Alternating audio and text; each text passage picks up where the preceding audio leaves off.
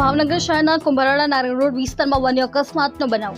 કુંભારવાડા નારી રોડ અવેડા પાસે મહાપાલિકાના ટેન્કર ચાલકે બાઇક સવારને લીધો અડફેટે। અવેડા પાસે બાઇક લઈને જઈ રહેલા યુવાનને ટેન્કર ચાલકે અડફેટે લેતા ઘટના સ્થળે જ બાઇક સવારનું મોત।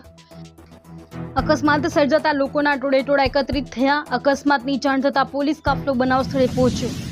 પોલીસે મૃતદેહને પીએમ અર્થે ખસેડવા સહિતની કાર્યવાહી હાથ ધરવામાં આવેલ। સુરેશભાઈ મેર નામના આધેડનું મોત થતાં પરિવારમાં શોકનું મોજું ફરી વળ્યું। મહાપાલિકાના ટેન્કર દ્વારા બીજી વખત અકસ્માત સર્જ્યો હોવાનું પ્રાથમિક અનુમાન। અશ્વિન સોલંકી, જી ન્યૂઝ, ભાવનગર।